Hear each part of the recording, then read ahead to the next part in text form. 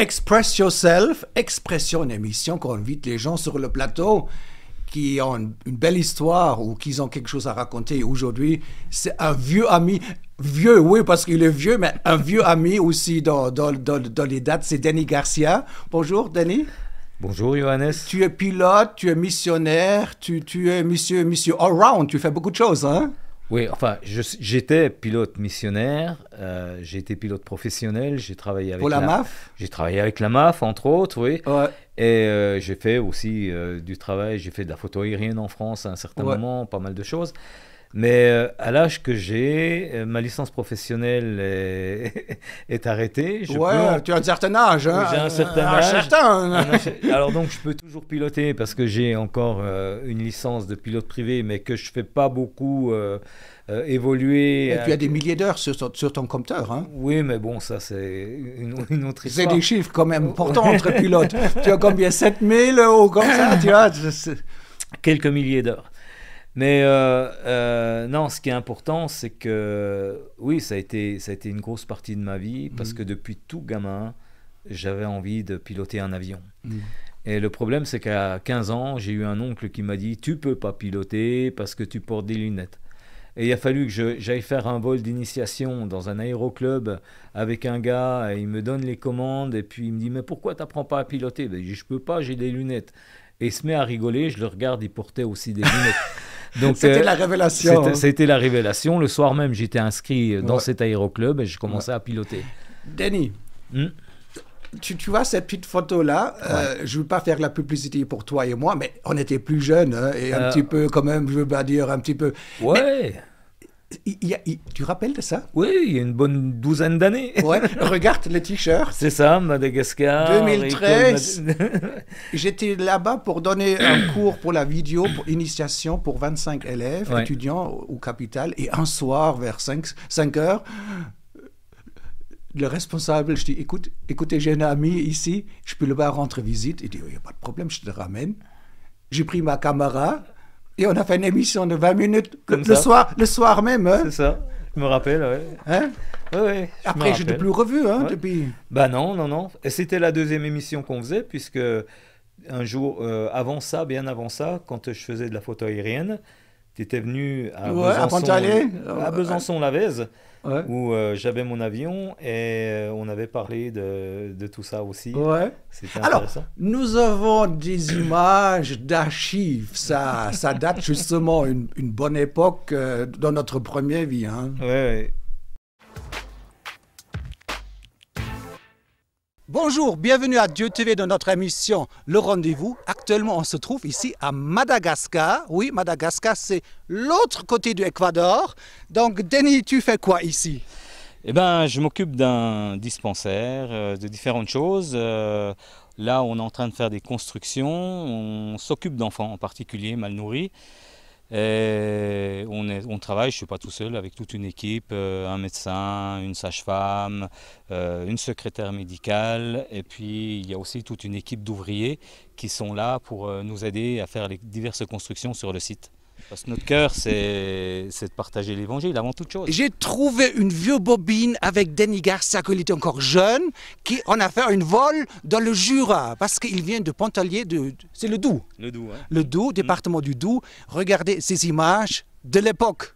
Tu aimes bien cette région ?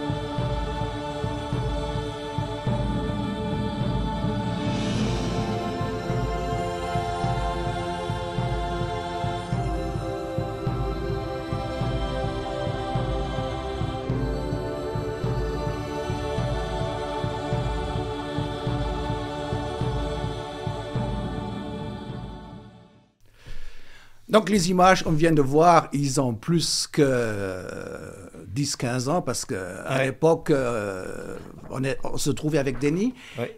J'avais encore un peu des cheveux, non? Toi, tu es missionnaire maintenant. Tu es à Madagascar depuis quoi, 10 ans? Ouais, ça fait une bonne douzaine d'années maintenant, mais missionnaire, donc j'ai été en Tanzanie, j'étais au Niger, au Tchad. La première fois qu'on est parti avec ma femme, c'était en 1984, donc ça date. Mais pourquoi? Parce que... 10 ans à Madagascar? Oui, 10 ans, ouais. Et vous êtes dans un centre qui est tenu par des amis de Dijon, qui s'appelle comment, le pasteur? Alors, Michel Marvan, c'est toujours le directeur de l'AMF. Ouais. L'AMF, c'est l'Action missionnaire en francophonie. Et c'est quoi qui se passe dans ce centre que j'ai rencontré il y a 10 ans, justement? Alors, dans ce centre, on a donc un dispensaire où les gens viennent, les consultations sont gratuites, les médicaments sont à prix coûtant. Non. Oui. Il faut faire du business quand même, Denis. Non, mais c'est compliqué parce que c'est un choix. Notre choix, c'était de nous installer dans un endroit où la population n'a pas accès au médical vu les finances. Il n'y a pas d'assurance à Madagascar. Attends, il n'y a pas une cotisation que tu donnes $30 par mois avec une carte en plastique et tu as 3 pour le dentiste, l'hôpital et tu as une assurance de maladie comme ça se fait ici dans n'importe quel pays, non? Oui, ça pour les gens qui sont salariés, qui ont du travail officiel et qui sont déclarés à l'HOSTI. L'HOSTI, c'est notre sécurité sociale, plus ou moins. Mais ça ne va pas très loin. Mais sur 30 millions de Malgaches, il y a beaucoup de gens qui n'ont pas de travail, qui ont la peine à manger. Énorme. Il y a même des gens qui meurent de faim. C'est énorme, bien sûr. Bien sûr. Tu crois ou tu le sais? Je le sais, je ne sais pas que je crois, je vois ce qui se passe. Et ça, en particulier sur les grandes villes. Il y a combien de grandes villes? 5, 6? Il y en a plusieurs, oui. Il y a Tana, Tamatave, Diego, Majanga, Fort-Dauphin, etc., etc. Il y en a pas mal. Tuléar. Ouais. Quoique Tuléar, puis en plus, là, Tuléar, c'est le sud-ouest. C'est vers l'Angola déjà, ouais, le côté. Ouais. Mais c'est pauvre parce que la sécheresse, d'une part.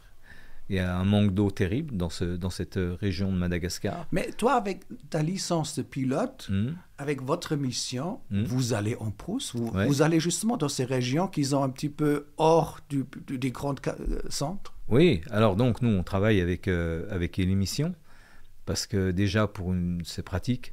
Madagascar, c'est un endroit où il y a beaucoup de montagnes, c'est accidenté. Il n'y a pas toujours des pistes, donc avec l'émission, un hélicoptère. Oui, l'hélicoptère, c'est bien parce qu'on peut aller dans n'importe quel village, dans n'importe quel endroit. Et on visite actuellement 9 villages tous les mois. Comment ça se passe? L'hélicoptère, il reste avec vous sur place, ou Oui. il te pose, tu restes 4-5 jours, et après il revient. Ok, rappelle-moi quand je dois te chercher. Il reste avec vous quelques jours. On est ensemble. Les pilotes sont des amis. Un spécialement qui s'appelle Jean-Christophe Galarato, qui est un ami de longue date. Donc vous êtes une équipe, vous faites votre mission, voilà. et contact, il repart. Oui, le pilote, comme c'est un pilote missionnaire, les pilotes de l'émission sont tous des pilotes missionnaires.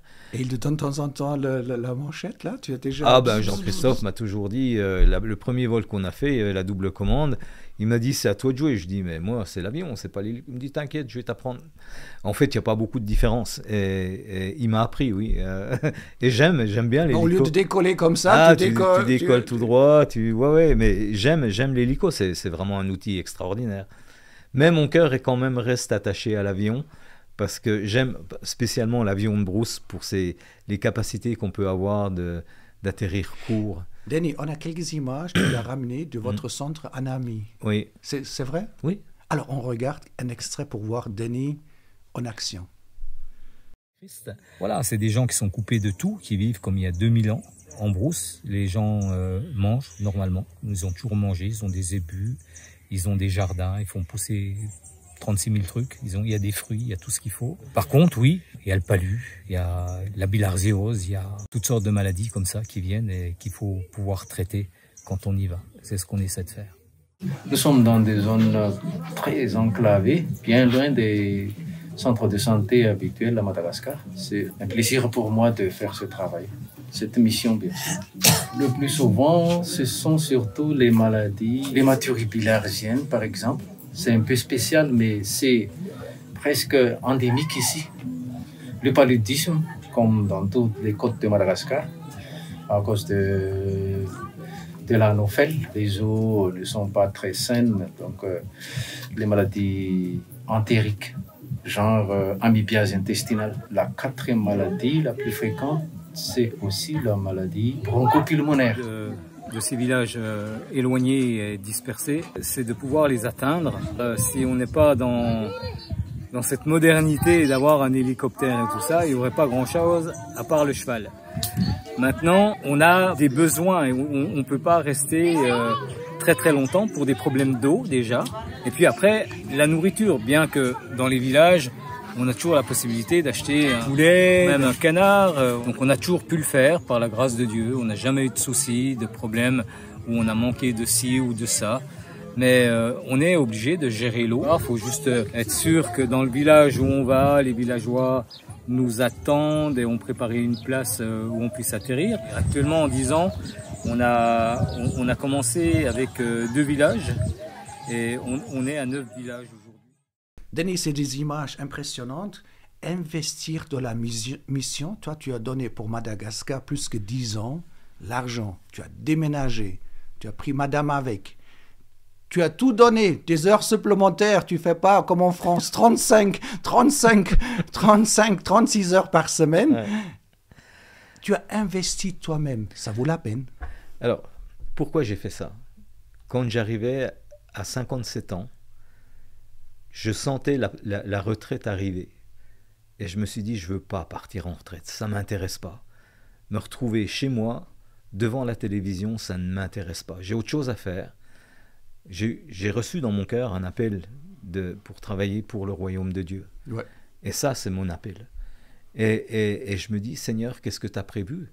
Parce qu'il est écrit que Dieu a préparé des œuvres d'avance pour chacun de nous. Tu te dis, il sait en avance, oui. Mais tu as prié quand même. Tu dis, ben oui. Révèle-moi, qu'est-ce que tu as prévu pour moi? Ouais. Exactement. Et à l'époque, j'étais toujours secrétaire général de la MAF. Et on devait faire une assemblée générale. Comme Dijon était centralisé par rapport aux autres villes où les autres membres du conseil étaient là, on a choisi Dijon. Et là, j'ai appelé le pasteur Michel Marvan parce que mes filles étaient à l'université à Dijon et allaient dans cette église. Parce que Michel Marval est non seulement le responsable d'une mission, mais il est aussi pasteur d'un réseau, d'un grand réseau qui s'appelle Antioche. Ouais. Et il a une belle église, le tabernacle qui est magnifique. Bon, bref, et tu as demandé, tu as du boulot ou c'est lui qui dit, Denis, je cherche quelqu'un? Non, il est venu me voir, il m'a dit, qu'est-ce que tu faisais quand tu étais en Tanzanie? Alors je lui ai expliqué le travail d'évangélisation parmi le peuple Maasai que je faisais avec un pasteur Maasai que j'avais rencontré en Tanzanie. Il me dit, tu crois qu'on peut faire ça à Madagascar? Je dis, je sais pas, je suis jamais allé à Madagascar. Il me dit, bon, on y va au mois d'octobre, est-ce que tu veux venir avec nous? Je dis, ok. Et je suis parti au mois d'octobre.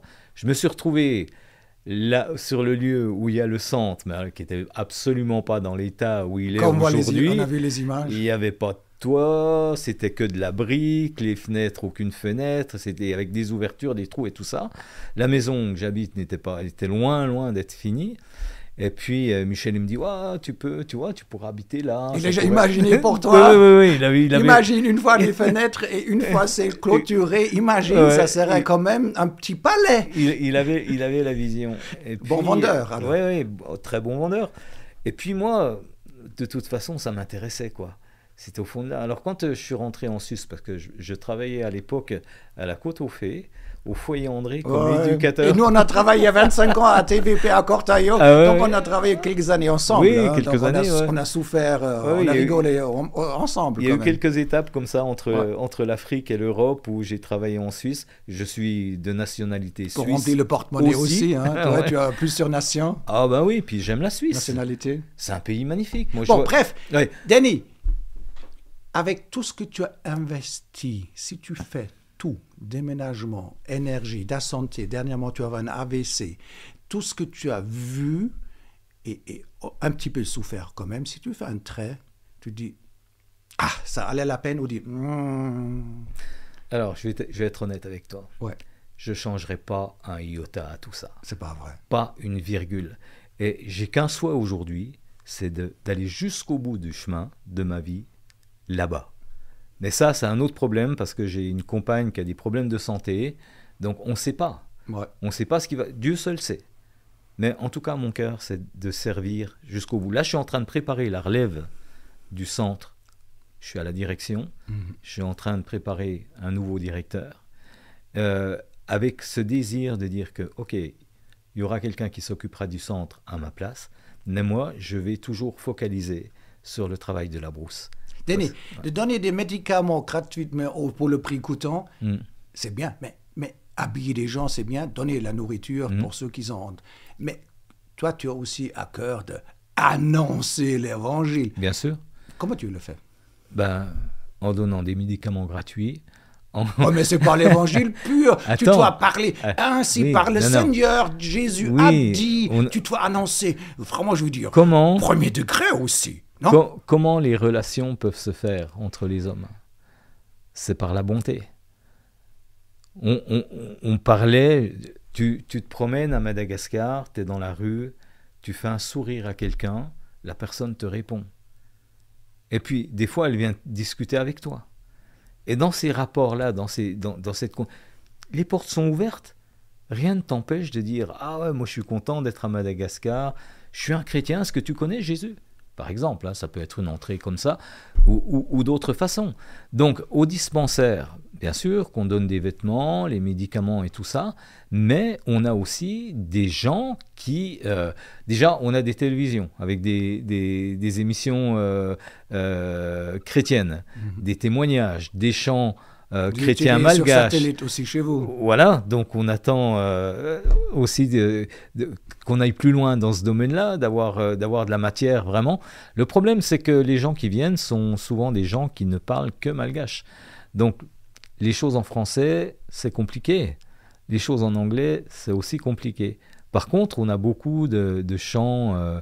Ils sont très forts dans la musique. Il y a des musiciens. Oui, dans mon oui, cours, oui. quand j'étais là, quand on pose le café, quelqu'un qui a trouvé une guitare, ils sont assis sur le mur et à un moment à l'autre, l'après-midi, de nouveau, j'ai rarement vu autant dans les pauses qu'ils ont profité pour chanter, gratter la guitare et dire vous êtes exceptionnel. Je dis ouais, mais on est connu pour ça. Non, c'est vrai, nous on a la joie. Bon, on a, outre le centre Anani et le travail qui est fait en brousse, on a comment dire, une église est née. C'est Tenacity Church francophone. Denis, ouais. J'étais sur Internet, le tourisme prend gentiment quand même sa place, surtout dans le nord. Bien sûr. J'ai vu aussi pas mal de mosquées, donc la construction des mosquées, islam avec les Comores, votre voisin dans le nord. Il y a une concurrence ou le christianisme, il fait fort? Moi, je ne vois pas de concurrence actuellement. Il y a toujours eu une présence islamique à Madagascar, spécialement dans le nord, du côté de Diego, tout ce qui est proche des Comores et tout ça. Hein. Le nord, il y a pas mal de musulmans là-haut. À Tana, on a des musulmans. Mais hors des grandes villes, les gens vivent comme il y a 2000 ans. Donc, avec des croyances animistes, le culte des ancêtres, etc., etc. Honorer les morts. Oui, c'est ça. Avec pas partout. Hein, le retournement des morts se pratique pas partout. Et ça, c'est un héritage indonésien. Donc tout est possible. Il y a pas de concurrence. Il y a pas. Voilà.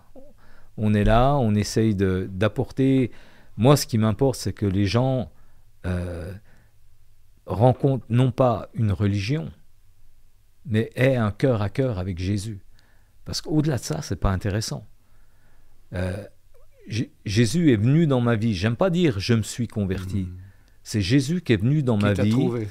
Exactement. J'avais 23 ans, j'étais au volant d'une vieille 4L toute pourrie, et Jésus est venu dans mon cœur à un moment bien précis, et ça a été extraordinaire. C'est tout ce qui a chamboulé le reste de ma vie. Ça a complètement remué ça, parce que j'étais à l'époque, je faisais de l'artisanat, j'aimais travailler le cuir, je faisais des foires, les marchés.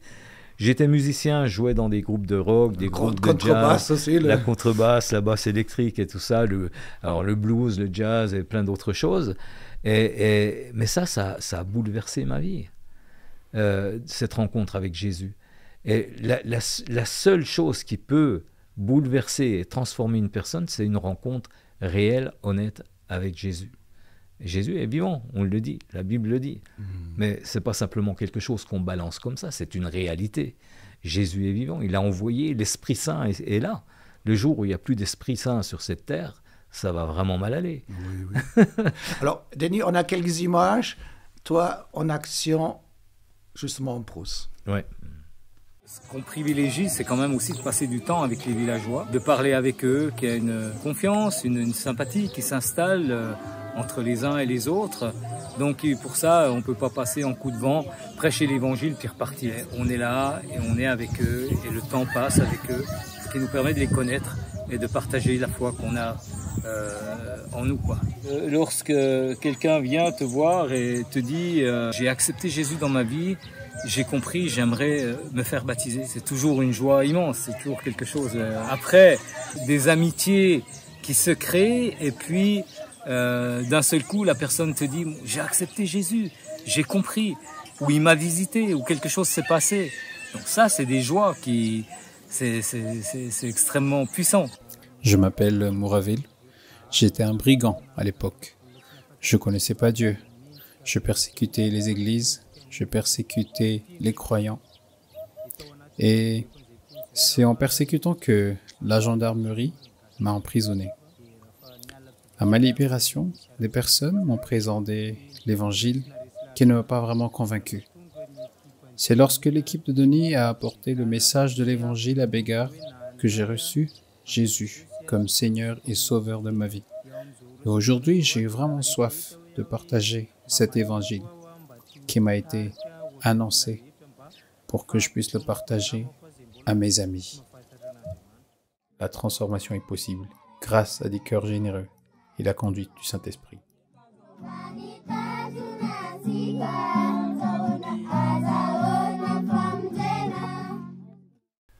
Il y a aussi l'extrait de cette conversion, il y a la violence aussi, et vous rencontrez des gens qui donnent leur vie à Jésus. Bien sûr. Raconte cette histoire. On a des dalles, en malgache ça veut dire des brigands, c'est des voleurs de zébus. Et c'est pas des tendres. Les gens ont peur des dalles parce qu'ils sont violents. Ils sont très violents. Ils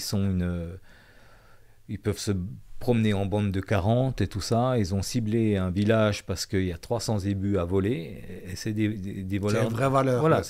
Et c'est le Far West, comme c'était aux États-Unis à une certaine époque. Et ces gens-là vont dans les villages, ils arrêtent. Les gens se sauvent parce qu'ils sont prévenus. Il y a des guetteurs, ils se sauvent. Ils arrivent dans un village qui est vide normalement. S'ils trouvent quelqu'un, la personne elle est liquidée. Ils volent les zébus et ils s'en vont, quoi. Parfois, ils brûlent même le village. C'est arrivé. Et le gouvernement, la police? Ils vont pas là. Ah. Ils vont pas. C'est une zone rouge.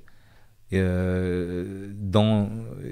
a un extrait dans la vidéo où il y a un pasteur Cyril parle et il dit que le gouvernement vient pas là. Donc c'est trop compliqué pour faire la justice, mais oui, parce que c'est compliqué. Et puis déjà, Mada est grand, hein, je veux dire, quand tu vas à la carte, vous pouvez aller une fois sur Google. C'est ça. Hein, Google Earth, vous avez des dimensions impressionnantes. C'est un petit continent, non? 1500 km. Combien? 1500 km du nord au sud. 1500 km. Ouais. Et puis. Et il y a seulement 4 routes. Oui, c'est ça, ouais, à peu près. Ouais. Et ces routes, c'est un petit peu comme chez nous, on cherche des pommes de terre, certains endroits. Hein, je veux dire, même pas goudronné où le piste est foutue. Ah oui, puis il y a des émissions à la télé, les routes de l'impossible, qui ont suivi des camionneurs faire leur travail dans l'île. C'est pas rien, hein. Ils ont du courage, les gars, hein, ça c'est sûr. Ouais. Pourquoi il n'y a pas une meilleure infrastructure? Le gouvernement n'a pas des moyens, ou l'argent va dans les poches des autres? Parce qu'il y a quand même... On pourrait développer ce pays comme l'Italie, ou avoir du tourisme comme la Corse, la Sardaigne. Il y a quand même... Ou même regarde la Tunisie, hein? Et non, mais de comprendre. Attends, on a ici un potentiel de construire les routes, faire du maïs, l'agriculture, de construire des centres, des fermes modernes. Pourquoi vous êtes en arrière? Il y a tout ce qu'il faut. J'ai vécu ça déjà avant quand j'étais en Tanzanie. Je suis resté une bonne dizaine d'années là-bas. Et c'était pareil, mes premiers vols en Tanzanie, quand on regardait le sol, on ne voyait pas beaucoup de routes goudronnées. Je suis retourné en 2008 et là, j'ai été surpris parce qu'en vol, de nouveau, beaucoup de routes étaient goudronnées. Donc, il y a un processus. Il y a un processus. Je pense que, bon, la Tanzanie, c'est un pays quand même assez exceptionnel avec, je veux dire, la géographie peut changer du tout au tout, d'un endroit à l'autre. On passe de la savane à la montagne, enfin, etc., etc. C'est beau, et puis il y a des animaux sauvages. Madagascar aussi, entre le nord et le sud. Alors vous avez des régions tropicales et des régions désertiques. Tout à fait, c'est la même situation. On pourrait comparer, c'est la même situation. Bon, ce qu'il faut, c'est pouvoir ouvrir au tourisme. Mais pour ça, il faut vraiment que les gens... C'est organisé, parce que le touriste, c'est une marchandise délicate. Il est déçu, il dit « je suis déçu ». Ici, on vole son porte-monnaie. Et s'il n'arrive pas dans 3 jours à telle et telle ville, et tout ça, il y a un certain niveau qu'il faut atteindre pour avoir un tourisme de qualité. Oui, c'est ça. Quand on était en Tanzanie, en tant qu'ONG, on recevait des containers de l'Europe pour le travail. On n'a jamais été taxé. C'était pas taxé. Ouais. C'est taxé à Madagascar. Ouais. Tu voulais rentrer en avion occasion et quand tu as entendu les impôts ou les taxes pour détourner le truc, tu dis non, je renonce. Ouais, je renonce. C'est vrai? Oui, c'est vrai. Mais c'est grave. C'est grave, oui. On a eu un container. Ouais. Un container avec du matériel médical, échographe et du matériel qui était là. Occasion qui vient d'un hôpital qui change la génération. Et pour que ces choses soient en sécurité pendant le transport, on avait calé ça avec des vieux habits. Ouais. Même pas de la fripe à revendre, des vieux habits, des vieilles couvertures, des machins comme ça. Quand le container est arrivé, on a été taxé de 2 000 € sur les fripes, sur les vieilles couvertures et tout ça, même pas sur le matériel. Donc, il y a des choses qu'il faudrait...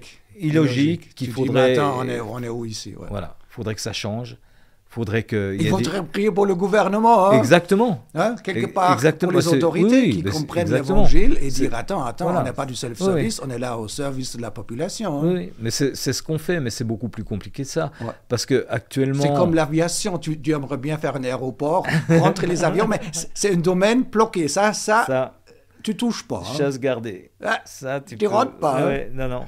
Ou si tu rentres, tu payes très cher. Ouais. C'est un club fermé. Hein? Voilà.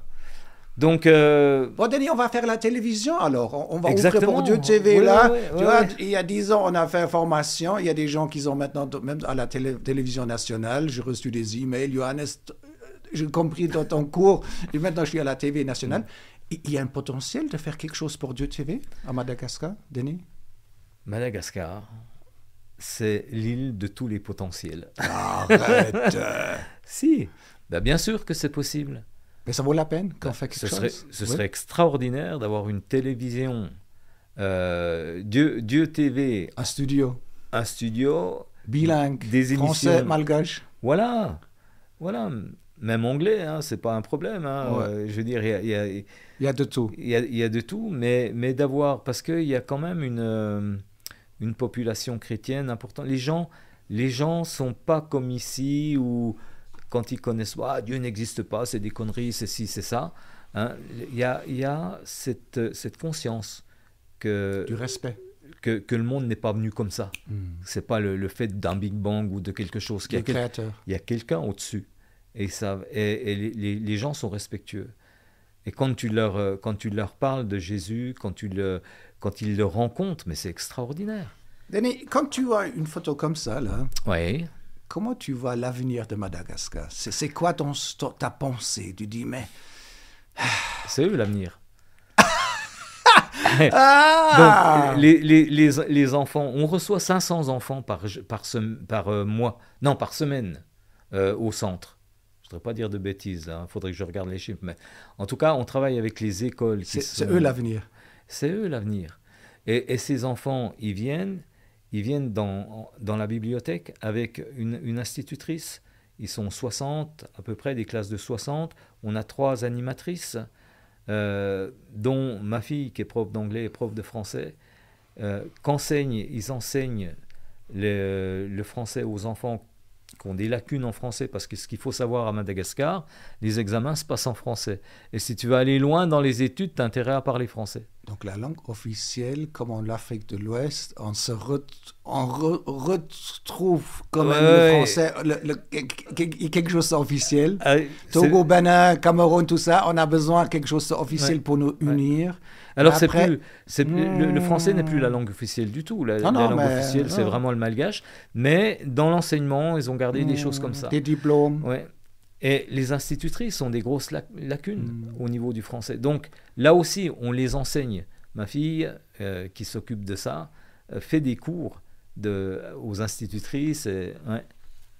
Et c'est possible, ou c'est exagéré, de faire un appel ici à l'écran, dans ce studio, dire si vous avez un appel pour le Madagascar, c'est certainement pas faux. C'est peut-être même Dieu qui est derrière votre appel. C'est vrai ou dit non, alors on a assez de missionnaires, assez de gens, ou il y a un besoin d'aller. Alors après, on a toujours besoin de gens qui ont des formations, qui savent ce qu'ils font et qui ont un cœur pour la culture malgache. Il faut du temps. Il faut du temps. Pas juste 2 semaines, tu dois t'installer. Voilà. Tu débarques pas là-bas et puis au bout d'une semaine, tu dis oh, j'ai tout compris, je vais faire ça. Nous, on a eu ces problèmes-là avec certains volontaires qui sont venus nous voir. Ils savaient tout mieux que nous, alors que nous, ça faisait des années qu'on vivait là et eux voulaient nous expliquer comment faire fonctionner les choses. Tous ne sont pas comme ça. On a eu des volontaires exceptionnels, super, à l'écoute, qui regardaient, qui acceptaient qu'ils avaient besoin de passer par une formation, mais tous ne sont pas comme ça. Donc, après, ça dépend des uns et des autres, puis ça dépend surtout de l'appel de Dieu. Alors, c'était un plaisir de parler avec Denis. Donc, Madagascar, il y a toutes les couleurs. Vous êtes un petit peu déjà en Asie. Hein. L'Inde, c'est pas très loin. Le Sri Lanka, c'est vrai. Ouais. L'autre côté, Angola, l'Afrique. Et vous avez toujours l'été, hein. Il y a de l'eau, tu peux te baigner dans la mer, le tourisme dans certaines régions marche quand même super. C'est un pays avec toutes les couleurs quelque part. Oui, non, tout à fait, mais alors le beau temps tout le temps, c'est un peu un cliché parce qu'on a quand même, un des ou deux cyclones, il y a la saison comme dernièrement, oui. Ouais, la saison des pluies, les cyclones qui fait péter pas mal de la région, oui. Et ce qui est inquiétant, c'est qu'avec les changements climatiques, les cyclones deviennent puissants, quoi. Donc, en 2012, j'ai vécu un cyclone qui a traversé l'île tout près de Tana et là où j'habitais. Eh ben, c'est impressionnant. C'est impressionnant. Et encore, moi, j'étais dans une maison solide. Mais celui qui vit dans une hutte en bois... C'est du pliable tout à coup. Hein. Oh, c'est du Ikea tout à coup, c'est dans la boîte envoyé à l'expéditeur, et ça part au ciel, hein. Ah ouais, carrément, ouais. Ah oui, non, mais le cyclone, c'est ça absorbe tout, quoi. Moi, j'ai vu des arbres se coucher dans... voilà, quoi, Denis, c'était un plaisir de t'avoir ici pendant ce temps. Le soir, tu es dans les églises pour faire la publicité pour votre mission. Non, et pour présenter, c'est clair. Dans quelques jours, tu es sur le chemin de retour. Si vous avez reçu un appel, Madagascar ou d'autres pays, mais un appel de Dieu, c'est saint. C'est important de écouter Dieu et de réagir. Dieu nous donne la vie éternelle. Mais après, il a prévu pour vous des œuvres en avance. Il veut que vous êtes dans votre place, dans votre bureau, en tant que médecin, chez vous, en tant que fermier, en France ou en Suisse, où vous êtes, prenez l'appel. Mais si Dieu vous appelle d'aller peut-être un petit peu hors des chemins que vous connaissez, écoutez bien. Dieu a prévu quelque chose de magnifique pour vous. Et il faut investir, hein, Denis. Hein, c'est pas... La meilleure place où on peut être, c'est là où Dieu a décidé. Répète. La meilleure place où on peut être, c'est là où Dieu a décidé. Où Dieu a prévu pour nous. Hein. Voilà. C'était un plaisir. Au revoir et shalom.